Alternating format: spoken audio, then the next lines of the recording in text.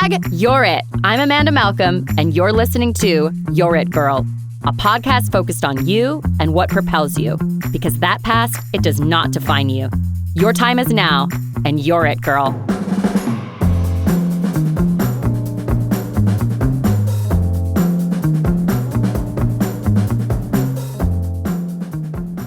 Welcome back to You're It Girl. We have the same guest as we had for the past episode. Claire Spencer is with us because we are having and this is going to be an interesting topic that we're going to talk about today, something that I have not done yet. But I recently spoke at a women's conference called I Start First. And when I was speaking about the podcast afterwards, I was asked a bunch of questions. And 3 of the questions were actually focused on therapy and things that I found helpful after I had actually talked about some of these things from my past with a therapist. What are the tools that I learned, and what are the things that I would recommend to other people? What are the things that I find the most helpful? And then after sharing this with everyone, what are some of the experiences that I had that have now furthered my healing journey and growth? So this segues perfectly having you as a guest on the show again. So if you haven't listened to the previous episode, go back and listen to that episode with Claire Spencer. And I'll have you just give a brief little rundown, like how you did last time, just about who you are and what you do. Yeah. So most importantly, I'm Amanda's beloved friend, and I'm so lucky. The best. Yeah. And I'm lucky. We're both really lucky. We're both lucky. We didn't have to stay on the same path, but we are, and it's incredible. It is incredible. It really is incredible. And so last episode, we talked a little bit. I work for a transformational retreats and coaching company. We work on helping people regulate their nervous system, feel safe around strangers, really get to a point where they feel sovereign and brave and free in all parts of their life, like able to have difficult conversations, able to make difficult choices, and able to really trust themselves in the world. And now I think I answered the question, but this episode is going to be more like, how do you do that? What are those resources? It's really hard to get out of those loops where you feel oppressed, where you feel trapped, where you feel like your body is not your friend and your body is against you, or that the world is against you and the world is not your friend. So, what are the strategies for doing that? Yes. All right. Amanda, you said I could ask you this question. You can ask me this it's going to segue into this. Yes. But I think it's really interesting is one of the things that I've seen really cause perpetual pain with people is this idea, again, that there's some sort of healing that comes from outside of us. And healing outside of us can be helpful. And specifically, I'm thinking about, like in the case of your mother, she very likely is not going to change. Very likely. We know this about her. Yes. And yet I am certain that somewhere inside of you, there's a little kid who is like, can you just apologize? Like, you might not be able to change, but can you just acknowledge and apologize? So I was really curious, and I swear this is going somewhere. Like, if you feel into it, like, is there something that your mother could say to you at this moment in time that would give you this sense of relief or give you a sense of understanding or any sort of apology that you might actually be able to receive it and feel it? Claire is the one person that can make me cry. Yeah. Because I think one of the reasons why you and we always have deep conversations like this, and a lot of times I become emotional because the way that you can present something to me, there one is so much logic behind it that it makes so much sense to me. And then also it's always so empathetic and heartfelt. And truly, obviously you saw me tear up as soon as you said that. The way that you phrase things, it really kind of gets you to the core in a good way. And so, and you can also say no, and I can keep talking. So that's all on the table. I'll answer briefly, and then I will let you keep talking. I'll let you keep talking. I've thought about this before because by releasing this podcast, a small part of me was hopeful of two things. One, that maybe this would be the one thing that my mom would hear or someone would tell her, and then maybe that would be enough to change her. And I know we can't change people, and that's such a crazy, childish thought to even have. Everybody It's wants just it. everybody We wants want it. But I'm like, maybe if I do this, this will be a big thing, and it will shake her, and she'll have to hear it, and it will do something to her to where she will stop drinking and change. I don't know. Maybe that thing, here's the hope. Like, humans are so hopeful. This is what I love about human beings. We're so hopeful, despite all of the things. You could be in the worst possible situation when you're a child and with abuse, neglect, whatever. My situation is not even what I've heard other people share.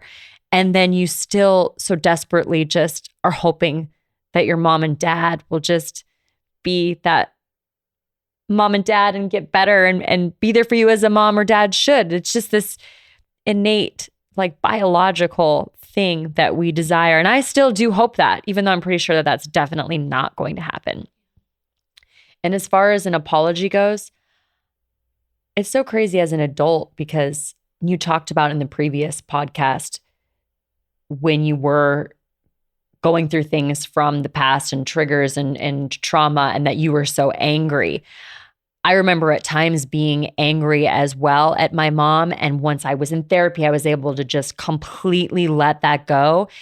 And then there was a long time where I was very anxious, and so many things caused me discomfort. You would never be able to tell, because I never let it show, because I was taught that, right? It's a survival mechanism. And I think I was able to fully forgive her. I can say that with such freeness, like, truly, it does not take me down like that used to. But I have thought about an apology and what that would look like and what I would want to hear. And I don't even think it would need to be something that's long and drawn out. I know I'll probably never receive that. And I know if you've listened to the past episodes about the voicemails and the text messages, an apology is far from something that I think that I'll ever. It doesn't seem like she has the capacity. And right. And that's just she doesn't. Is what it is. Yeah. It is what it is. Yeah. And the reason I ask you that question is we've been talking about sovereignty and freedom and the ability to, write our own destiny and feel fully ourselves no matter the circumstances. And I think one of the most damaging things that I see about, again, this is secondhand experience. This is just working with a lot of people who are brave enough to share their stories, is that it is so isolating and crazy making to feel like you're the only one who had that experience. So like, you have this very strong truth of something really terrible. And then this person who's in, as a child, the ruler of your world, is telling you that it didn't happen and that it's not that bad and that you're making things up and that your understanding of your own reality is invalid, as if somehow you're invalid. And I think the cool thing that we get to do as adults, if we're willing to do it and we're brave enough, is let go of that need for the other person to change and to be the witness to our own experience, and to just say, like, your mom never has to say that was terrible. You can say, this was the truth and this was terrible. And like, as grown-up Amanda to little Amanda, just say, I am so sorry. Like, you might never get that from your mom. And it doesn't have to be you're sorry because you're responsible. It's just, I'm so sorry when you asked for help that you were ignored. And I promise you, as grown-up Amanda, that won't happen again. Like, I am so sorry that nobody believed you. I am so sorry, all of these things. And I really believe that also giving ourselves permission to say, nobody else in my family has to know that this is true. I know that this is true. There's so many people who have trauma who come from toxic family systems and they feel like they are losing their mind. And that's like a lot of addiction comes. Mm-hmm. There's a theory that there's addiction is actually a sensitive person in the family who feels these toxic things and who is so sensitive that they are almost like the canary in the coal mine and everybody else is pretty good at masking and kind of looking it over, and that the experience of it is too much for their nervous system and they don't know how to express it and they don't have therapeutic. And so addiction is actually, unfortunately, a great strategy to not feel terrible. Mm-hmm. It ruins your life, but if you want to not feel terrible, if you don't want to feel, if you don't want to feel, excellent distraction. It's an excellent distraction. And so I think when I think about, we were talking about doing this episode in terms of what has helped and what are healing modalities or therapy that's useful. In my mind, all of them that are the most helpful lead us back to wholeness, where instead of relying on somebody else for that forgiveness, or instead of relying on another person to validate our experience, we can say, no, I believe myself. I trust myself. I will take care of myself. I will honor myself. Mm-hmm. And so, Mom, you don't have to do anything for me because you can't. And I can. I can. And Amanda, I'm so sorry. Like little Amanda, I'm so sorry about that. It was terrible, but we're going to be okay. So I think that was kind of my segue is, like, I'm really curious for you, and you're welcome to ask me in terms of therapy, but were there any like turning points in therapy where you remember like being able to be mad at your mom, but also just kind of letting go of that anger? Because I will say, as a former super codependent person, it took me a long time not to be mad at other people for screwing me up. That did take took a long time for me as well. And I still have siblings that are going through. I see the time period in their lives. I'm one of the older ones, right? So I see that the traumatic things from the past coming out as in an angry way. I mean, many of my siblings will get into arguments with my mom and they cannot calm down because they're so angry about the things that happen, the things that they can't say, the voice that they don't have. And by the time I made it to therapy, I wasn't angry anymore. I'm trying to think of what changed that. And I don't know that I had gone from a place of no longer feeling angry. I think this is just the natural processing. Because by the time I got to therapy, I wasn't angry. I was very concerned that I would be repeating things because I was you're sick pregnant. Of your own shit. And I didn't want to repeat the same things. And I was in a place where I really wanted to forgive my mom to be free, because a lot of things that were more relationship based that had to do with friendships or partners, something would happen and it would just put me into a out of control tailspin, which looked like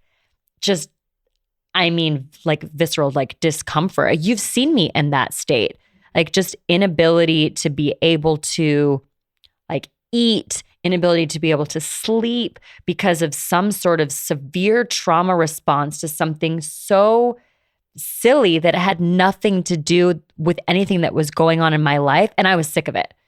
And I didn't want to have, I was pregnant and I didn't want to have my child have that experience from me. I wanted to be free.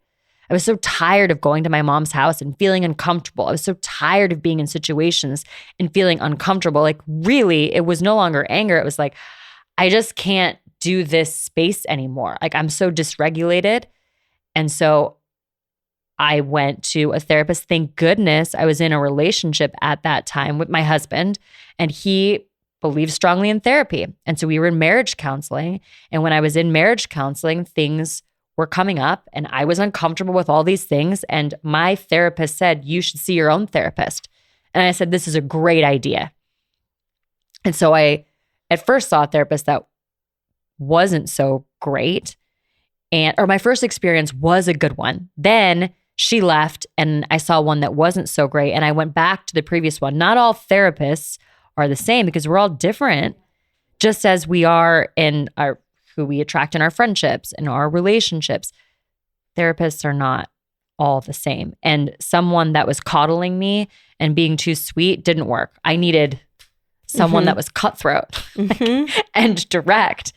And my best therapy moment that I'll share, and I've shared this with you in the past, we had gone through a lot of stuff. I mean, I had been there for a year, and I am like a great student of therapy. I'm literally like, I'm going to tell you the whole story. You tell me why all these things, why I feel this way, and give me the tools, and I will practice them. I will practice them, and I'm going to come back like a good little A+ student like I was in school, and I'm going to tell you all the ways that I practiced, what worked, what didn't work. Like my therapist must have thought I was great because of that. Really, because I wanted to learn because I was tired. And so one day I'm in therapy and I'm talking to, I'd had my daughter at this time, and she's like 2.5. And my mom started being very mean to her when we were around her. One day I was driving in the car and I had been delivering all these pies. You know how we used to do, or how we still do for our business on Thanksgiving. Until you stop that, I will continue to mock you. It's bananas, but such a thing. Admirable, I guess. So she had been in the car with me all day. And she's 2.5. She's throwing kind of a little bit of a tantrum. And I'm on the phone with my mom, and my mom can hear her in the back seat. And she makes a comment that if any of us acted like that, that she would have slapped us across the face, and she deserves to be slapped across the face right now. And I'm like, this is really this is really weird. And I said I had to go because it really made me feel uncomfortable. A few weeks later, the kids, she's playing with her cousins, and they're playing with like toy guns. And my mom made a comment about the toys she was playing with. And I said, oh, Kennedy can kind of just play with anybody, like she really can play with boy toys, girl toys. Like she's always been like that. She's a little bit of a chameleon. And my mom like looks at her from across the room, and she's like, that's because she doesn't know who she is. Do you? I'm like, what the fuck? Like, she's 2.5. Wow. And then there was another incident where we're at her house. This happened like back to back to back. We're at her house, and Kennedy asks for a fork to eat like a sushi hors d'oeuvre.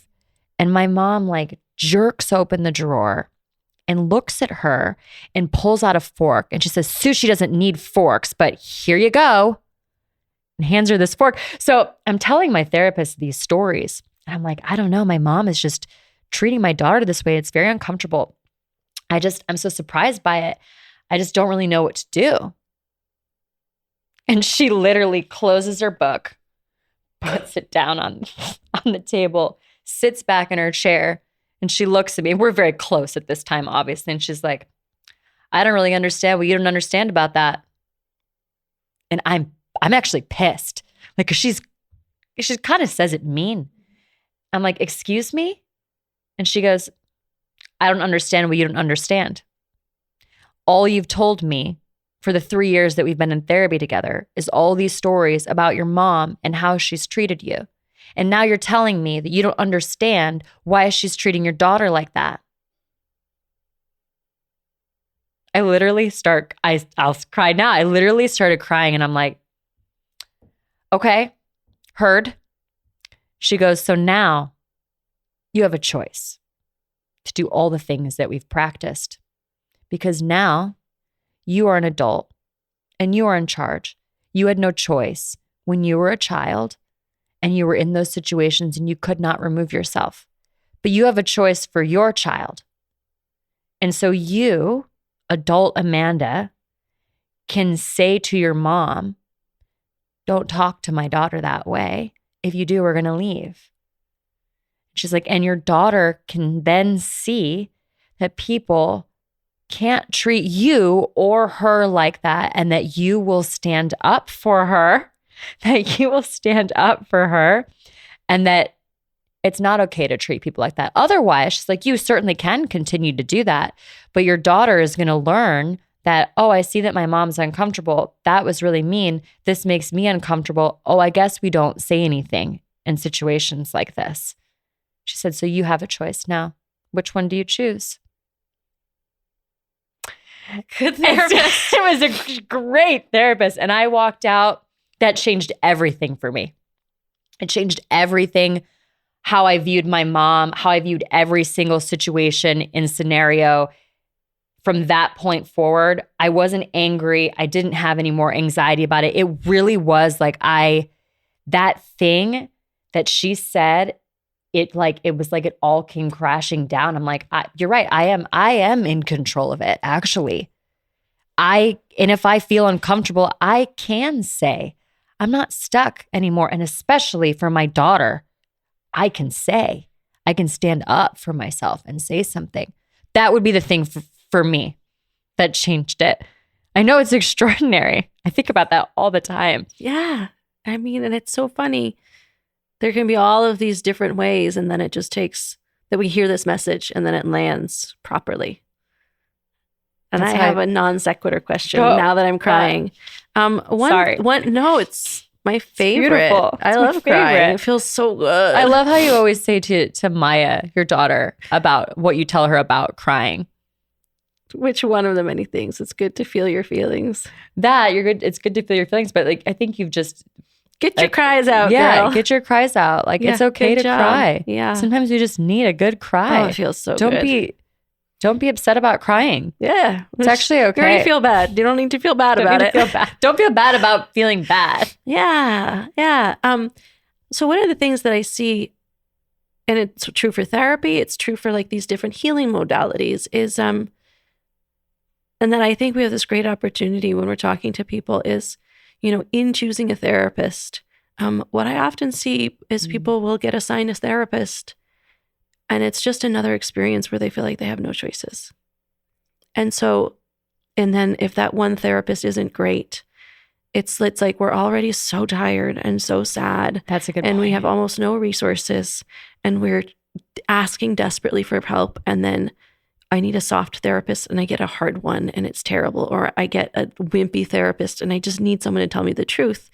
Everyone's different. Everyone's different. And I think that that's something to really I don't go looking for a dress to wear out to a nice dinner at the mall and try one on. I love how and then decide, well, I'm just giving up. I'm not wearing clothes anymore. This one didn't fit. But there's something about being like, well, I got dressed and I don't want to leave the house and I just need this one dress to work. And I think that one of the most difficult but important things in these journeys is finding practitioners that speak to you and finding therapists that's speaking to you and breaking up with therapists that don't work for you. Because a lot also, as we're quote unquote healing, is learning to trust ourselves. So just like you had to learn to trust yourself because you're a grown up and to leave the room, it's like trust yourself to find a therapist who you feel like you can trust at least. And if the first one doesn't work out, don't give up. And it can be really hard. And if the therapist doesn't go work, this is not going to be popular amongst therapists, but I know many life coaches who are incredible. There's many different therapists. There's many different segues. Yeah. And on that segue, Clayton, who will, if people sign up for the newsletter, which they can do through the Fit for Service Instagram account, which is just at Fit for Service, he and I share weekly newsletters, and he's a coach, and his program for the most part is not to tell people what to do, but to help them feel safe enough to relate to another person, to actually share what they're going through and be witnessed so that they don't feel so alone. And that is so profoundly helpful. To feel like there's one person in your life that you feel safe to tell everything to feel like there's a place where you get to practice safety, to feel like there's a place where someone is going to believe you and a place where you can't be wrong. You can be as mad as you want, or you can just take all on you could look at your mom and be like, it's all my fault. I was a terrible kid. Whatever story. I'm not going to shame you here. This is a safe experience. So, I love that you talked about having two therapists, the good one and the less good one. And the less good one was she was so sweet, but it just didn't work. I mean, it didn't work for me. And that was actually a question at the summit that I just spoke at, the conference that I spoke at, where they actually, at the very beginning, one of the gals that spoke was talking about therapy and therapists. And so then when I spoke, this question had come up a few times truly about once you are in that, well, first, how do you know you need therapy, right? Mhm. What are there things that are triggering you? What are those things? What do they look like? And then once you do make that decision, how many people in the room actually did try more than one? Yeah. Yeah. Yeah. I love that question. It's really ringing out to me of like, how did you know you needed therapy? You talked about it a little bit. How did you know you needed therapy? Both of us. You go first. Yeah, you go first. I had always been in and out of therapy. I for me, the big triggers for therapy were patterns that I seemed to be stuck in that I couldn't get myself out of. I felt really out of my body and out of control in graduate school. I was really anxious. I would like start cooking dinner and then I'd take a shower and then I'd like read the internet and then dinner would be burning and like just distracted. But I couldn't, no matter what I do, it felt like I was not in control. And then I had the pattern of dating addicts and one of them died, not while we were together, but I found out that this ex-boyfriend who I had been in love with. And I thought it was like, oh, I just like entrepreneurs and some of them were addicts. No, I liked addicts and some of them were entrepreneurs because I was very codependent. I also like to say like I had an addiction. It was to righteousness. I like to be right and good. And if you want to be right and good all the time, like date people who are spiraling into disaster, you'll feel amazing about yourself. It's very exhausting. And then, yeah, so for me, it's really like, or even just with like mom culture, wine culture was really challenging for me. Gosh, and I was like, I don't like my life. I don't like my behaviors. I don't like having a glass of wine at 4 and then again at 5:30 and then again at 7 and then again at 9:30. I think we all were in the mom wine culture at one point. And it made me feel terrible. Terrible. But also I didn't really have a strategy for something else because I was so anxious all the time and I was resentful. I mean, some people's dream life is to be a stay-at-home mom. I love my kid, but that was horrific for me. It was the most, I tell people it's like you're a janitor. You just wash things all day long and you wipe butts and you do diapers. But if you fuck it up, somebody dies. It was very boring and very high stakes. Some people love it. It's not my thing. And I did, and I just felt oppressed. I mean, I had this beautiful baby and I got to stay home with her and I felt so oppressed and so unhappy. And I didn't know how to feel any other way other than with like my half a bottle or bottle of Sauv Blanc. That but was it not only working out made you for feel me. okay for a little bit. And then tomorrow you got to do it all over again. And it's not. And that's for me has been the big thing too, is whenever I feel like I have to do something to escape from my life. And this is the really triggering thing that I often to tell people. I remember I had a girlfriend who was going through a divorce and she was talking about how she really struggles with anxiety and weight loss. So she's tried all these weight loss programs. And in the gentlest way I could, I said, what's really helped me in weight management is not having a life that I want to escape from, where food is the only thing that makes me feel better about my day-to-day existence. And that is very inconvenient for most people. That's very but it is absolutely so much better if you can like be brave enough to be scared and fucked up for a little bit. For a little bit. For a little bit. It feels like forever because it's painful, but it's a little bit. I even stopped biting my nails. I bit my nails for 40 years. Oh my gosh, I bit my nails. I used to bite my nails until they would bleed. Yeah. And one day I just noticed they were getting along and I clipped them. And then 2 weeks later, I was like, oh my God, I have to cut my nails again. Look at my nails. And that was me getting a divorce, quitting my job with no other plan. It was terrifying. And also there was a period too where it's like I had to be pushed to desperation to say, not only do I feel really desperate, but I am not so desperate that I will go against myself ever again. And that commitment to say, I will not take a soul-sucking job. Maybe the job won't be fun. Maybe it's working at Costco doing samples, but I like people. I'm going to find a way to make my life not miserable because I'm not willing to live that way. And that's also what I like about life coaching, which is that a lot of the therapists I work with, they have different modalities, but they're really restricted. And a lot of the life coaches I worked with were like less, let's discover your childhood and more like what? I work with this great coach right now. He sort of does business named Flynn Skidmore. And his main question is always is like, what do you want? And in terms of what do you want, that's actually, how do you want to feel? Like, maybe I want a house. And I think my dream house is like I want a house and I want a Land Rover. But the house is going to make me feel safe. And the Land Rover is going to make me feel accomplished. So how do I want to feel? And as a house and a Land Rover, the only possible way to feel safe and to feel proud of myself, turns out there's a lot of different ways to get there. And if I can kind of like release the Land Rover and the house a little bit and say, actually, you know what? I want to feel safe and I want to feel proud of myself.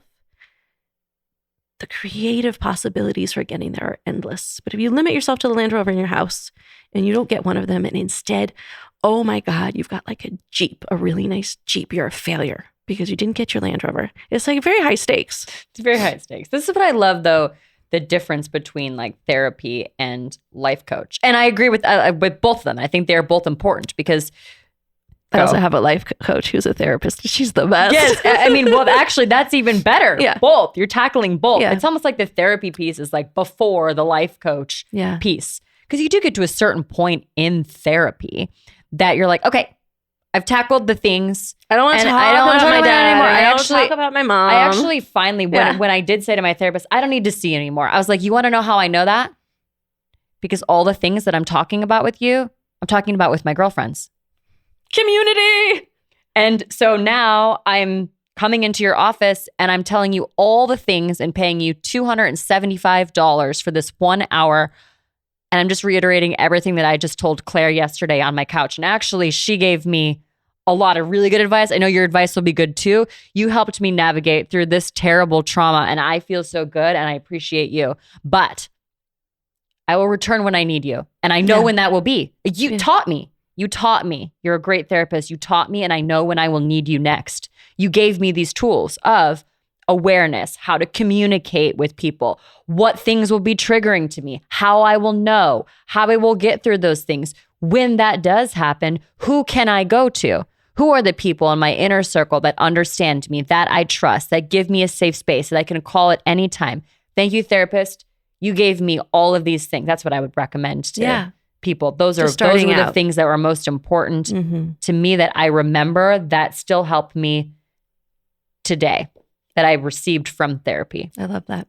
I'm wondering, have you ever done anything with like EMDR or biofeedback? I haven't. I had one therapist the one therapist I didn't like that recommended that. And I think it was maybe just too soon for that. So no, I haven't. But I've had a lot of people talk about that. Well, have you done it? I have not done biofeedback. I have a friend who's doing biofeedback. And the interesting thing about biofeedback, at least too, is, and sometimes with therapy, is that there is this concept of, again, like be brave enough to do the hard thing to get to the other side. Therapy can be, you can feel terrible for a while.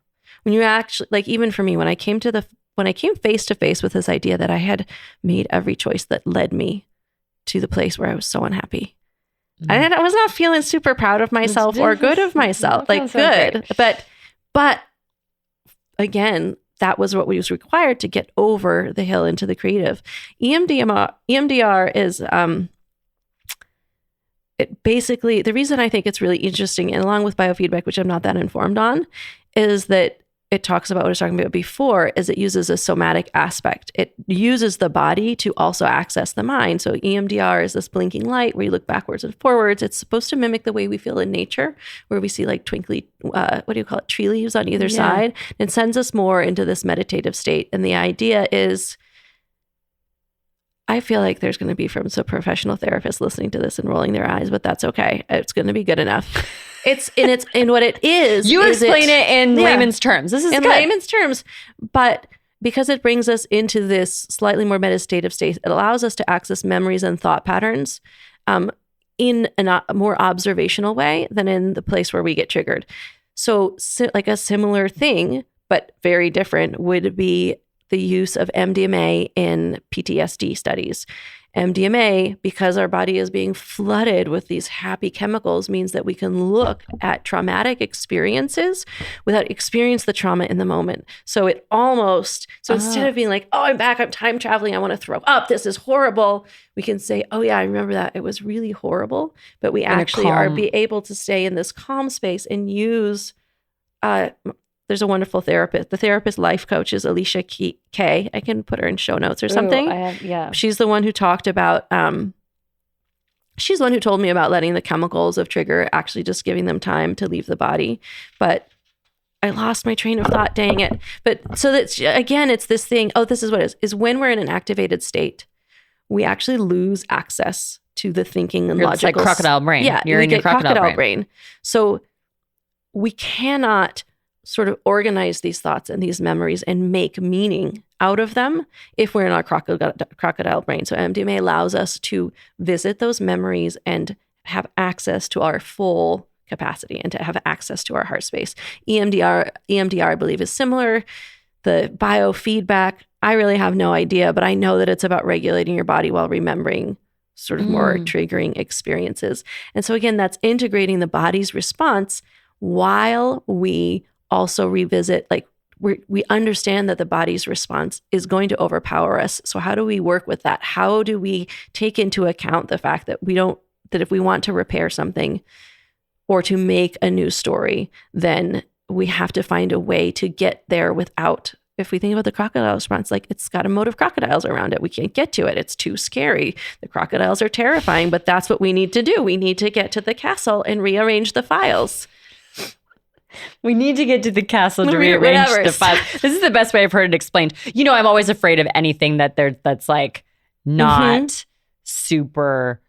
MDMA is just drugging all of the crocodiles. They're going to take a nap for like 3 hours and they're going to be super cute and cuddly. But I like this idea. And since I have released this and started talking about all of these things, and I think this goes for anyone, this was also a question that I was asked at the summit. Once you start releasing these things, is there a need to go back to therapy? Is there a need to try something else different? Because now these things are coming up that you forgot about or that you suppressed, that you ignored, that you didn't know that were there. So this is actually something I may explore. Perhaps I explore it and then we talk about it. And the other thing too is you don't have to use drugs and you don't have to use EMDR. I won't do drugs, but I know. You're a solid hard no, because you're a grown up and you can leave and you can do whatever I want. Thank you. But there's just little things like breathing practice. There's a box breath where you take 4 seconds breath in and hold it for 4 seconds and release it for 4 seconds. But the EMDR, that's not, is it EMDR? Yeah, EMDR. EMDR. It's not a breathing thing. No, but that's not a drug thing. No, it's a little blinky light. Yeah, it's blinky lights. Shoop, shoop, shoop, shoop. We can do blinky lights. I can do blinky lights. The idea, though, too, is that you can try a bunch of different things. You can have resources of different types of breath work. You have your hot yoga, and that if you have a really terrible day, you can actually find a state of greater regulation through exercise. So yeah, sure. Try a life coach, try a therapist, try EMDR, try meditations. Insight timer is wonderful. Try hot yoga. And then don't think that any one of those things is going to be the thing. Just know that you have an entire set of tools in your toolbox. You have choices and tools and find the thing that is going to be right for you. In the moment. Yes. Yeah. In the moment.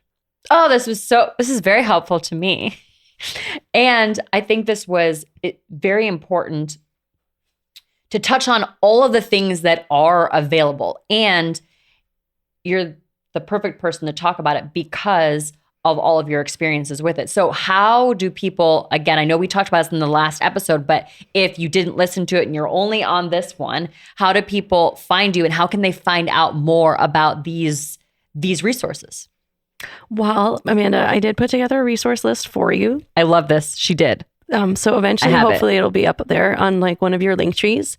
My Instagram is Claire E. Spencer, spelled like the 2 mall stores. Claire's Boutique with an E in the middle. It's my middle name and the last name Spencer. And then I work for a company called Fit for Service. Their Instagram is @Fit4Service. And there's a newsletter sign up there. And I write that newsletter every other week. Fantastic. This was really exciting. This was really exciting. Thank you for coming on. I love you I do so appreciate much. it. I love you so much too. You can tell we talk about this kind of stuff all the time. We do. It really motivates me. It motivates me too. Yes. Can I just pop 2 sentences more? Yeah, Sorry, 2 go. more minutes. Yeah, go. This is what really reminded me. The castle is not quite right because we're not reorganizing files.